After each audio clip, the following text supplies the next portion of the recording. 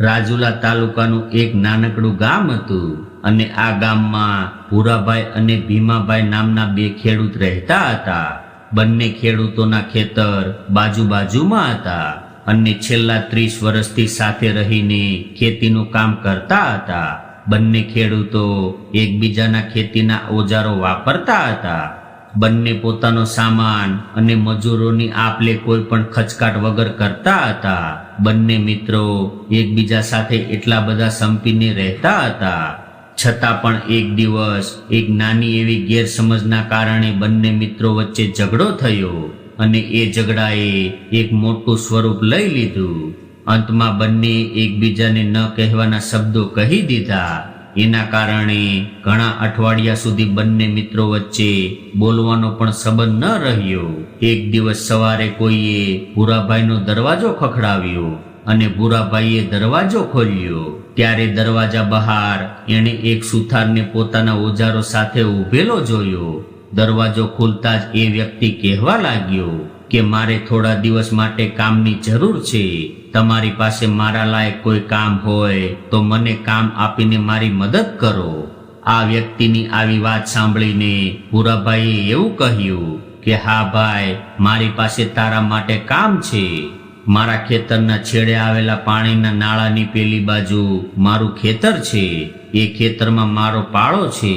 મારા પાડોશીએ બનાવ્યો છે અને હકીકતમાં એ ખેતરવાળો મારો પાડોશી નહીં પરંતુ મારો નાનો ભાઈ છે. અને ગયા અઠવાડિયે ત્યાં એક ઘાસનો ક્યારો હતો. 2 દિવસ પહેલા જ એણે બુલડોઝરની મદદથી અમારા બંનેના ખેતર વચ્ચે નાળું ખોદાયું છે.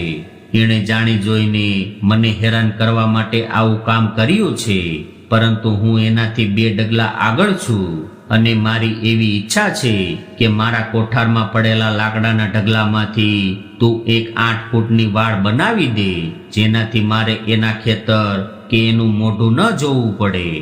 ભૂરાભાઈની આવી વાત સાંભળીને સુથારે એવું કહ્યું કે હું તમારી પરિસ્થિતિ સમજી ગયો છું, એટલે મને ખીલા અને બીજા ઓજારો આપો. હું તમારા કહેવા મુજબ વાડ બાંધી આપીશ. એ દિવસે ભૂરાભાઈને બાજુના શહેરમાં કોઈ કામ માટે જવાનું હતું, એટલે સુથારને બધો જ સામાન આપીને તેઓ શહેરમાં જવા માટે નીકળી ગયા.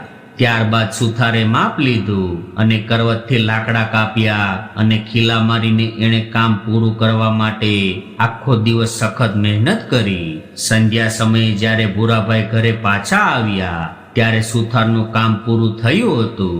હવે ભૂરાભાઈ આ સુથારનું કામ જોઈને ચોંકી ગયા. એના પગ જમીનમાં જકડાઈ ગયા, કેમ કે ત્યાં વાડને બદલે પુલ હતો અને એક એવો પુલ કે જે નાળાની એક બાજુથી બીજી બાજુ જતો હતો. અને એની સાથે જ આ સુંદર પુલની ઉપર એક બાજુથી બીજી બાજુ પકડીને ચાલવા માટે રેલિંગ પણ હતી. અને એનો પાડોશી જે એનો નાનો ભાઈ ભીમો હતો એ બંને હાથ ફેલાવીને એની તરફ આવતો હતો. ભીમો એની પાસે આવીને કહેવા લાગ્યો કે મોટા ભાઈ, તમે કેટલા બધા સમજુ છો. મેં તમને આટલા બધા અપશબ્દો કહ્યા છતાં પણ તમે એની અવગણના કરી અને આ પુલ બનાવ્યો છે.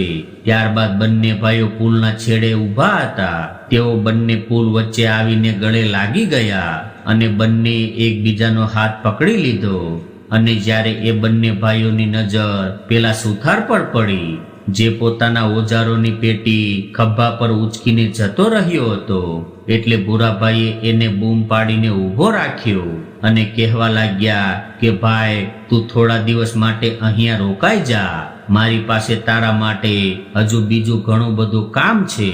ત્યારે આ સુથારે એવો જવાબ આપ્યો કે હું તો જરૂર રોકાઈ જાત, પરંતુ હજુ મારે ઘણા બધા પુલ બનાવવાના બાકી છે. મિત્રો, સંબંધોને તોડવા ખૂબ જ સહેલા છે, પરંતુ એને પાછા જોડવા એ ઘણું મુશ્કેલ કામ હોય છે. જીવનમાં પ્રાપ્ત થયેલા પ્રેમને સંભાળીને રાખવો જોઈએ અને સંબંધોમાં ઉતાર ચઢાવ તો ઘણા બધા આવશે, પરંતુ આ અનમોલ સંબંધને સાચવવા માટે થોડું ઘણું બલિદાન આપવું પડશે. અહમ અને નફરત આપણને આંધળા બનાવી દે છે અને એવા સમયે આપણે ખોટો નિર્ણય લઈ લઈએ છીએ. પરંતુ આપણે આપણી અને બીજાની ખુશીઓનો વિચાર કરવો જોઈએ. અને એકબીજાને સમજવાનો પ્રયાસ કરવો જોઈએ. આપણે નાળું ખોદવાને બદલે પુલ બાંધવા જોઈએ. તો મિત્રો, આજની સ્ટોરી તમને કેવી લાગી કોમેન્ટમાં જરૂર જણાવજો. અને પસંદ આવી હોય તો વિડીયોને લાઈક, શેર અને નવા હોય તો ચેનલને સબસ્ક્રાઇબ જરૂરથી કરજો. હર હર મહાદેવ.